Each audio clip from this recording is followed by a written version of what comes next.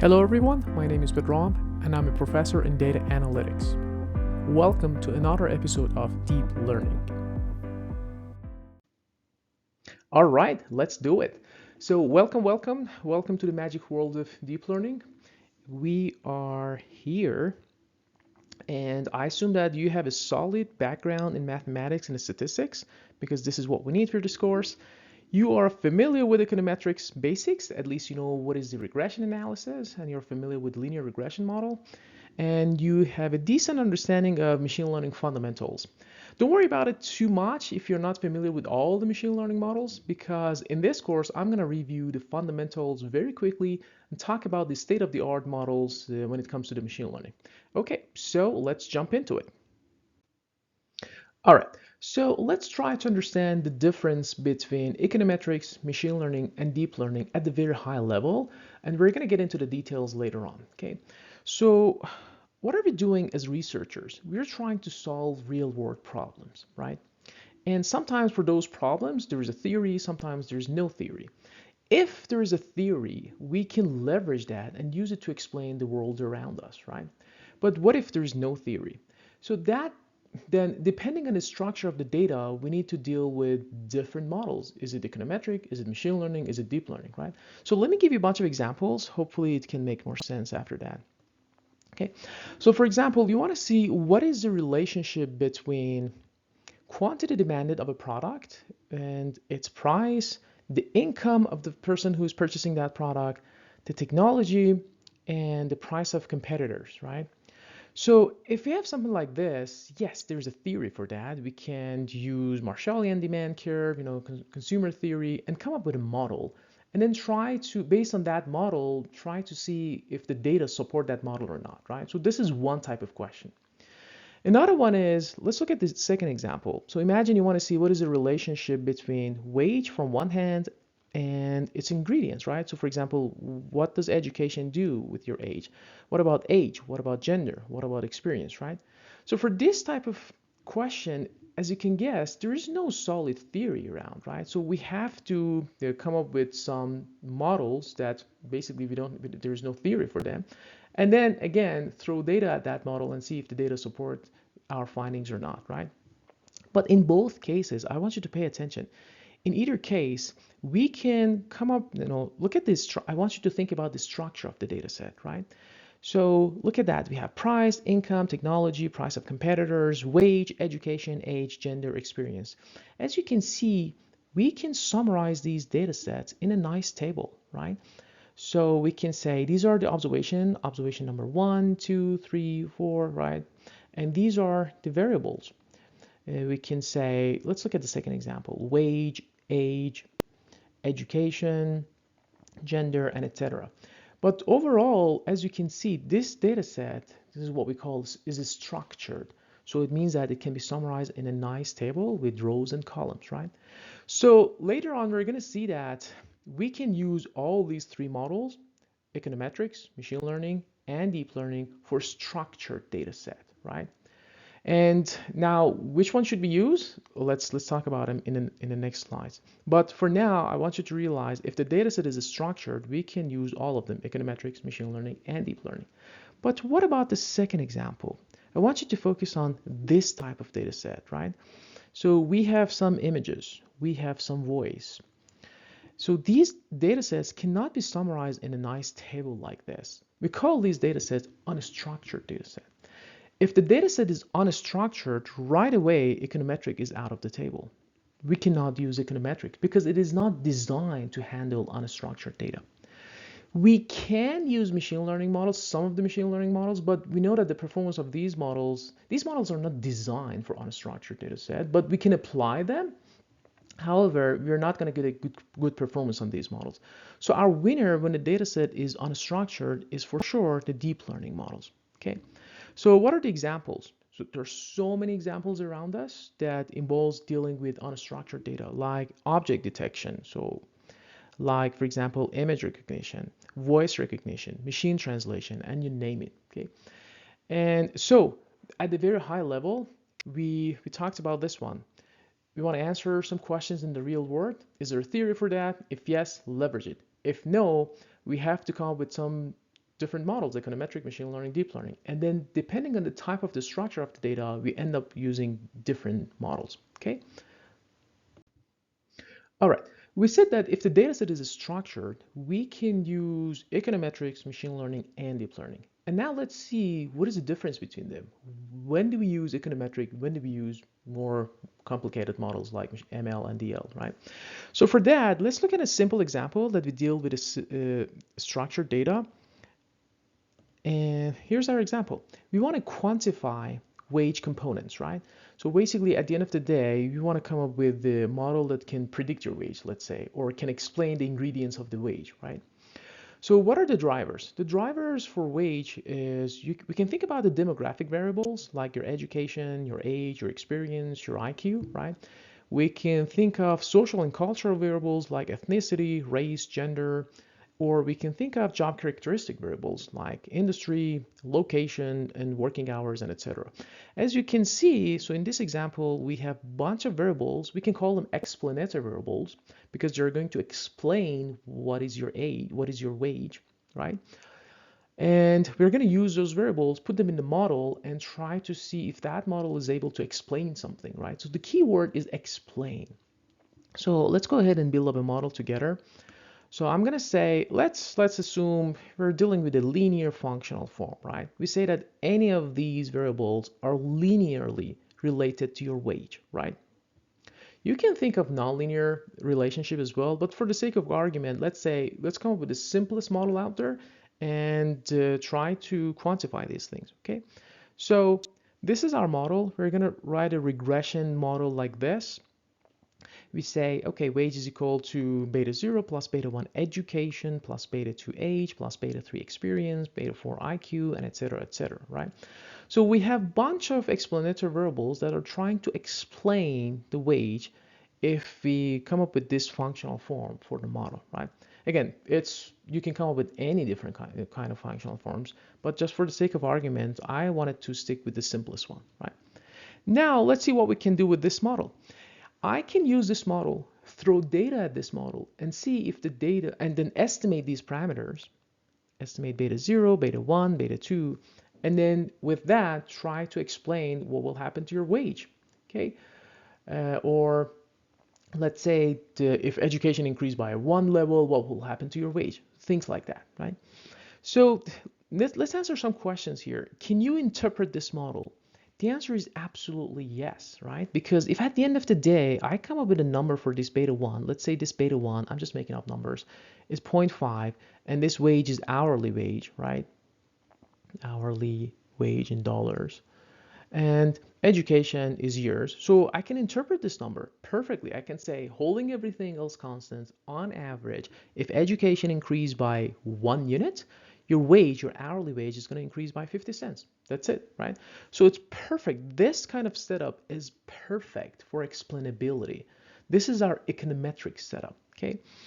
Do you care about interpretability? The answer is yes, absolutely. Because as a policymaker, for example, I want to see what is the effect of education on wage, right? And maybe I want to dedicate more budgets to schooling things in a neighborhood, right? So we do care about interpretability, and we can interpret this model perfectly, right? What else?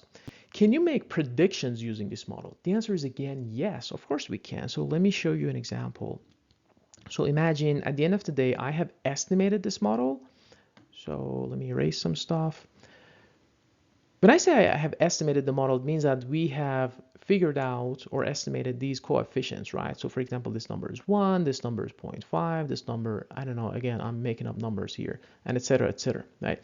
Now with these numbers, I can go ahead and make a prediction for my wage. I can say wage hat, the prediction is 1 plus 0.5 multiply education. Now I can use numbers for new observations. So for example, I want to make a prediction for Mr. or Mrs. A, and I want to see what is his education level. It's a number, and I can use that number to come up with a prediction for his or her wage. So at the end of the day, I can come up with a number. So let's say your hourly wage is $25. Your hourly wage is $20. Based on your characteristic, this is the prediction that the model make for your wage, right? So the answer is yes, absolutely, we can make prediction using this model. Okay? Now, The third question that we need to answer is, can you make this functional form more flexible? Okay, so just guys remember, so far we come up with a simple econometric model that we can use it for interpretability, we can use it for prediction, right? But the next thing we want to investigate is that can we use this functional form, can we make this functional form more flexible? So why do we need it more flexible? Because you might think that, okay, this is too simple, right? This is not a real thing that's going on in the world, right? Maybe the relationship between age and wage is nonlinear. And actually it is nonlinear, right? So as you can see, if you go, for example, from age, I don't know, 15, well, let's start with the working age. You go from age 18 to 40, your wage is going to increase at an increasing rate. At some point it's going to plateau, and then maybe after age 65 your wage is going to decrease, right? So as you can see, the relationship was not linear, so maybe this setup was not the best setup for the age itself, right? So maybe we can come up with a nonlinear fit. We can say, you know what, so I want to do something like this, imagine this is my age, this is my wage. I want to do something like this. Okay, or even something more complicated than that. So as age increase, the wage increase, and at some point it plateau, and at some point it's going to decrease, right? So if I want to do something like this, I can make the model more flexible. I can say, you know what, let's add age squared to the model, right? So I'm going to say, let's use beta, use a number that we haven't used before. So beta 5. So I'm going to add beta 5 age squared to the model. And so yeah, so far it's going well, right? Maybe the model is capturing this kind of nonlinearity. Our simple econometric model is capturing this kind of nonlinearity. But why should we stop there? Can we make this model even more complex? Can I say, for example, beta something, beta 6, h to the power of 5, for example? Okay, so what happens if I make this model more flexible by doing something like this? What will happen? Most probably we're going to get a better accuracy, better prediction power, right? But what are the caveats? What are we losing here? So the thing that we're losing here is the interpretability, because now if I want to interpret the partial effect of age on wage, you know that I have to take derivative, and then I have to look at this coefficient, multiply 5, multiply h to the power of 4, and etc., right? So this is going to become harder and harder and harder to interpret now this quote-unquote more flexible model. So do you see the trade-off? So if I make the model more flexible, I am making it less interpretable. And if I keep the model simple, it is less flexible, so it cannot maybe come up with a good predictions, right? So there's a trade-off between the two. So in general, econometric, so let me write it down, econometric is designed to handle questions like this. It's designed for policy analysis, for decision making, for interpretability thing. And when it comes to prediction power, as you can see, the econometric models are simple, something like this, or maybe at most h to the power of 2, right? Or the interaction between age and education. So the model is not super complex, because if I make it complex, I cannot interpret that. So econometric is designed for these kind of models. But machine learning and deep learning, they're more flexible.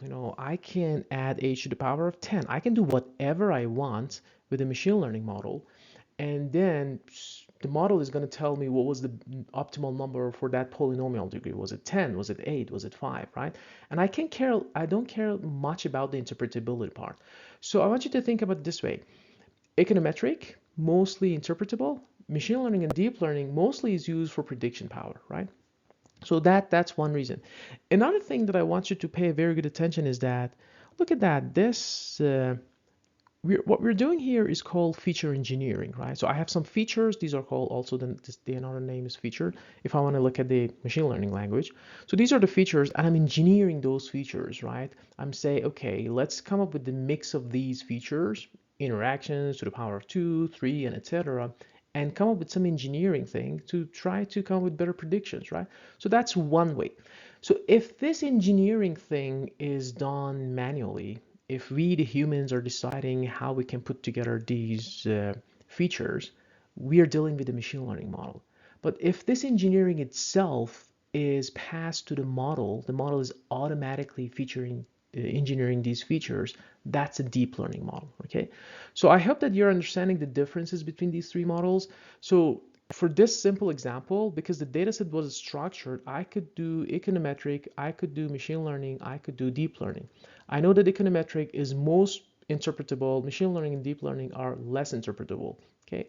And the other difference was that if I end up using machine learning or deep learning for this setup to come up with better predictions, I have to manually feature engineering when it comes to machine learning, but when it comes to deep learning, this feature engineering is automatically done, okay?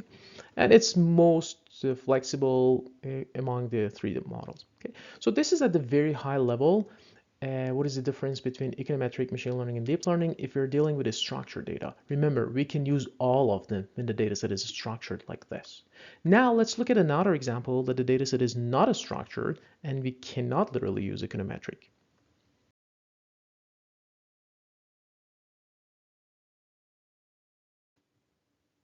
Okay, so here is our other example.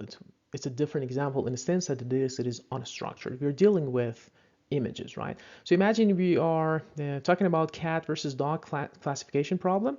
This is also called image recognition. We want to see, or image classification. We want to see if this is a data set, we pass a data set to a model, and that model should make some predictions. At the end of the day, the model should say, okay, this is your new data, and the model has been trained now, and now I can make some predictions. The output is, the model is going to say, it's a cat, it's a dog, okay? As you can see, this data set is unstructured. So it means that, let me write down the three models up there again. So econometric, machine learning, deep learning, okay? So econometric cannot handle these kind of questions, right? Because what are the features? Number one, and even if you come up with features, there are so many, right? We're talking about thousands and millions even sometimes. So it's almost impossible. Well, actually, it is impossible to do it with econometric. However, both machine learning and deep learning are able to handle these kind of problems, right? So let's see what is the point of the questions like this. So what we care here is basically, let's answer this question. Do you really care about interpretability of this model here? The answer is most probably no, right? Do you really care how did this model made those predictions, right? So for example, if, naively speaking, if the difference between the eye, I don't know, if the ear shape is like this or like this, how much is it's going to impact the probability of being dog or cat? You cannot care less, right? At the end of the day, you want a model that can generate it's a cat or not. That's it, right? You don't care about interpretability power of the model. You just look at the product, the output, and if that output is close to reality or not, that's it, right? So we don't care about interpretability. How about accuracy? So we do care about the accuracy of these kind of models, right? So for example, one of the so imagine we have a model that's either machine learning or deep learning that has been trained on some images, and then at the end of the day we want to say, okay, let's distinguish these cats from I think these are Chihuahua, yeah, distinguish these Chihuahuas from blueberry muffins, right? It's a difficult task, and we do care about prediction power, right? So when it comes to this, the deep learning is more suitable. Again, both of them are not quite interpretable, but one of them is better at making predictions. And the answer is deep learning. Deep learning is designed to make these predictions better than machine learning. Again, you can use random forest for this image classification, but in practice, the deep learning models are going to work a lot better than random forest. We're going to look at into the, for example, for this problem, we're in module 5, we're going to talk about computer vision, deep computer vision models, and you will see why, under the hood, the deep learning models are better suited for problems like this. Okay, so again, for unstructured data, econometric is not possible. Both machine learning and deep learning is possible, but we prefer deep learning because in practice it works better. Okay, now let's put this together and compare statistical learning versus machine learning. Okay, we have done this before in the machine learning course, but the only difference that we have here, I added the deep learning here. I want you to compare these two things at the high level with each other, right? So statistical learning, regression analysis, econometric analysis from one side, and machine learning / deep learning from the other side. Okay, so let's look at the properties. Focus. In statistical learning, the focus is on hypothesis testing and interpretability. Remember, you come up with some interesting hypothesis questions, right? So as a policymaker, you're interested in the effect of education on wage, right? So you have a hypothesis. You say, okay, the effect is significant. Now let's go ahead, throw data at it and see if that's the case or not, right? You do care about interpretability. However, in machine learning / deep learning world, the focus is mostly on predictive accuracy and extracting complex patterns. So this is a new thing. We didn't talk about this one in machine learning, but in deep learning, we're going to see that one of the main goals of deep learning is to extract those features, right? So remember, one feature so in our wage example, one feature was age or age squared. Then in machine learning, we said that, okay, let's look at age to the power of 3. Let's look at the interaction, or to the power of 4, to the power of 5. Let's look at the interaction of age and education and, I don't know, gender, you name it, right? So we were featuring these, we were engineering these features in machine learning. In deep learning, we're going to do it automatically. We want to extract these complex patterns, these complex features from the data, okay? So these are the differences at the high level again.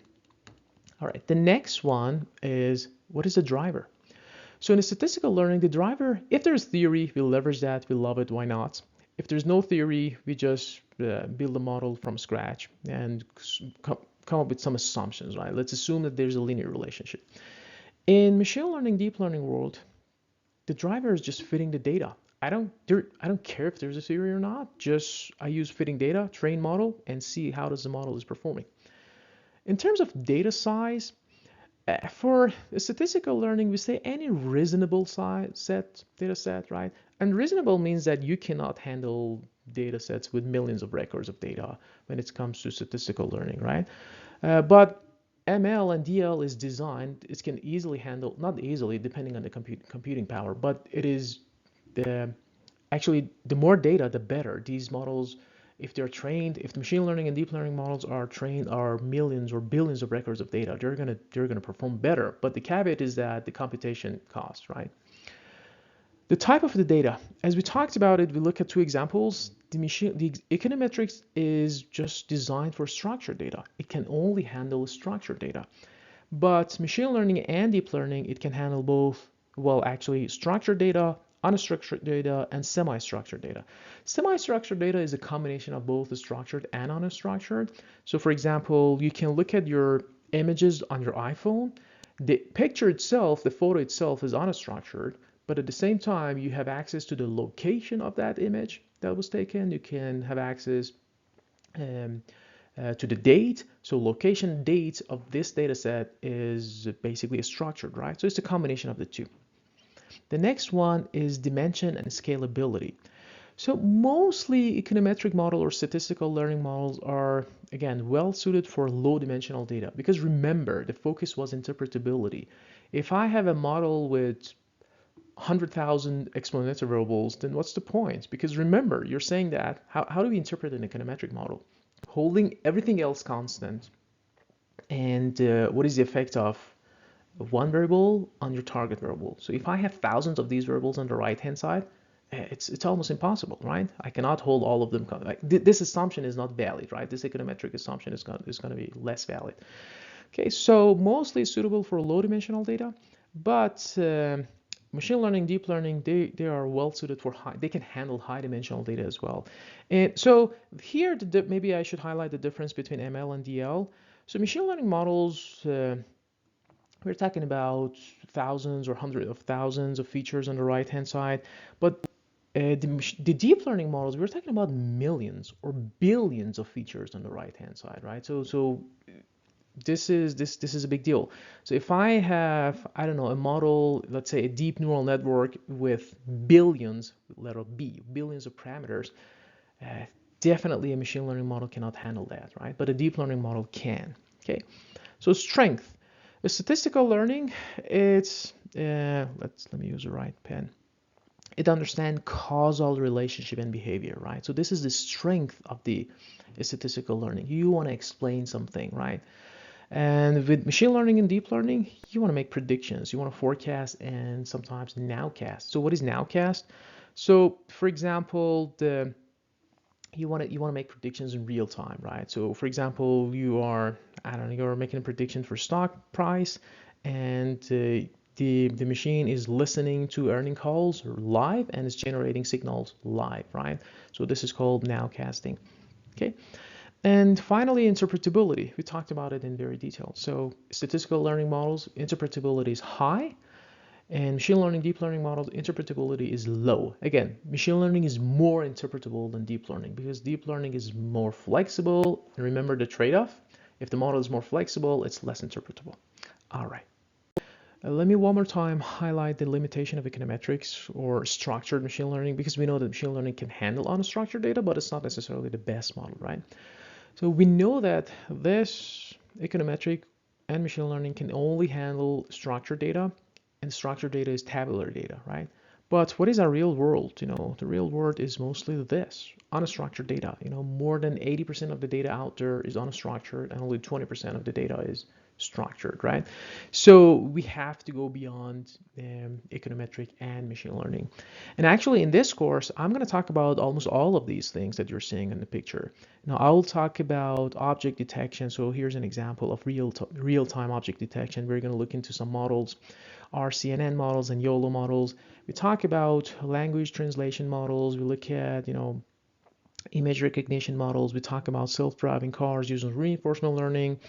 And this is some generative models that are generating some photos, for example. So I can say, okay, draw an astronaut riding a horse on the space. So these are generative models that we're going to talk about these things. By the way, the company behind this thing is OpenAI, and this is using DALL-E. We're going to talk about these technologies in the course later on. Okay, so yeah, that's why we have to learn deep learning, right? Because in our real world, most of the data is unstructured. Okay.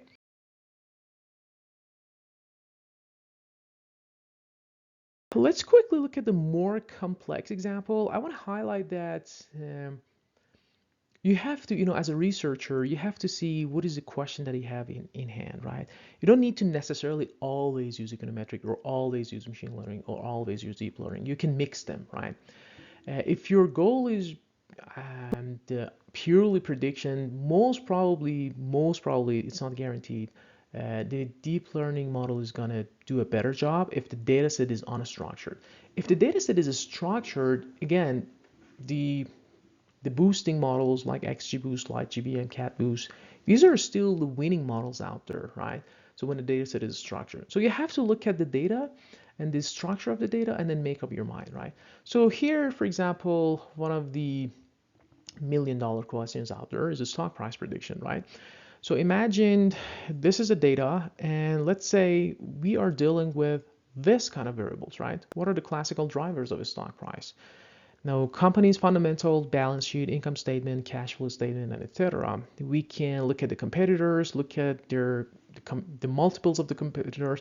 I'm not trying to get into the details. So, for example, what is PE, what is price over sales, and etc. So, but just imagine there are some features that I can look at those ratios between different companies, right? And if one company is overperforming and underperforming compared to the industry, I can buy or sell that company, right? And we can use technical analysis for stock price predictions, and we can look at some seasonality data, right? So this data, this is structured. So when this data set is structured, now I can use, if this is the only data set that I have, I can use econometric, I can use machine learning, I can use deep learning, okay? Because in a stock price prediction, we are mostly interested in the prediction part, so maybe econometric is out of the scene. We have to focus on machine learning and deep learning. If this is the data set, based on my experience, most of the time machine learning is gonna outperform than the deep learning, because we don't need a super complex model, and we just need a model that can handle these structured features in a maybe hierarchical fashion, right? Deep learning also can do that, but again, in practice, the boosting models or machine learning models are so powerful, they can handle this model better. But what if this data better? What if I want to add more information, right? What is that more information? Let's say market sentiment. This is a big deal, in today's world. For example, looking at Twitter, what's going on in Twitter is a big deal, right? So what if I want to track what's going on in the news, look at the Twitter, bloggers' opinion, conference calls, and et cetera, right? So I want to have a model that can listen to the conference calls and look at the sentiments and trade on that, right? So another example is, for example, I want to extract some information about satellite images from a parking lot, right? I don't want to wait for a quarter that the company report its inventory or sales. I just want to look at these satellite images real time and extract some information. If that's the case, then you're dealing with unstructured data, and the answer is going to be deep learning. Okay, so I hope that with this more complex example, you realize that what are available to you as a researcher, and then when should you pick econometric, machine learning, or deep learning. Okay, then why should you learn it? The answer is so simple, because deep learning is everywhere. Just look at these photos. This is our life, right? We are dealing with these things on a regular basis, right? So image recognition, we use it for healthcare, for increasing the productivity of a field, the self-driving cars, weather forecasts, search engines, and now today ChatGPT. Hopefully you're familiar with ChatGPT. I'm going to talk about the language model behind the ChatGPT in this course as well. And yeah, I think the answer is recommendation systems and et cetera, et cetera. The answer is so simple. Deep learning is everywhere, so it's a big deal. And if you're interested in this field, you should learn it. And better career opportunities. So I think it goes without saying that if you have the knowledge of the deep learning models, you have a better career opportunity. It goes without saying. And what I love most is knowing these kind of stuff. It enables you to hedge yourself against the next recession, right? Because if you're econ students, finance students, marketing students, no matter what, right, at least at some point there's going to be recession in one industry. But if you know deep learning or machine learning, it really doesn't matter what industry you work in. You can be an economist or financial, I don't know, the PhD, whatever, and at the same time you can apply your knowledge from deep learning to image recognition. Okay, you can work in a team and do some diagnosis for radiologies, right? So you can become a radiologist diagnosis. So this is what I love about learning these things, these tools, machine learning and deep learning, because it enables you to work in any kind of industry. Okay. All right, that's it for our first class. I hope that now you realize what is machine learning, what is deep learning, and what is econometrics. I want you to be able to compare them and know when you should use each of these models, right? We're going to talk about the details of deep learning throughout the rest of the semester. And I have 9 modules. This is a roadmap. And next class, we will talk about what is deep learning. Today, we talked about what is the difference between this and machine learning. Then, before doing anything, before going further in the details of the models, we have to set up our Python environment. So we're going to spend 2 classes for setting up the Python environment. Then we are going to do a quick review on the machine learning fundamentals, because I want to make sure that everybody is on the same page.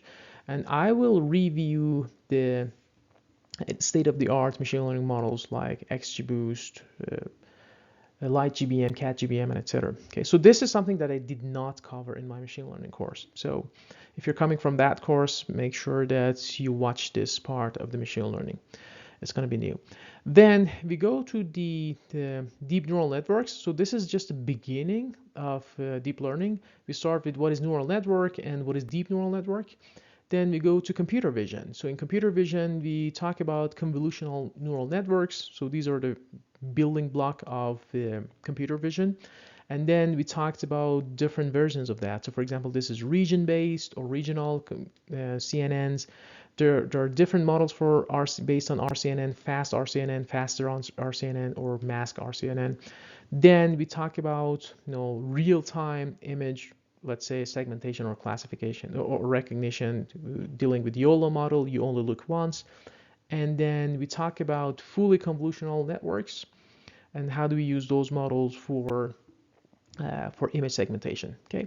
Then in module 6, I will talk about deep sequence modeling. So we'll cover the classical models when it comes to deep sequence modeling, time series analysis, or if there's this nature of time involved in the data, we have to deal with the deep sequence models. So for example, language models or translations. So it comes at a sequence, so we have to deal with different type of structure. I cover RNN and LSTM in this course. And then next we move on to transformers models, which is the state-of-the-art model as of today. And we're going to review a paper called Attention is All You Need. And we're going to understand what is attention layer, and based on that, we're going to construct the transformers. And then in module 8, we will talk about deep generative modelings. So basically, the idea of generative modeling is that the data out there might be limited, and sometimes the data is limited, sometimes you want to unbias the data, right? And you want to generate some synthetic data. So you want to train these deep learning models on more data, more and more data. So for that reason, we have to generate those things. So that's where we are going to deal with deep generative modelings. I will cover autoencoder, variational autoencoder, and GANs, general adversarial networks. And then finally, we're going to conclude the course with very basic models in reinforcement learning, DQN and PG.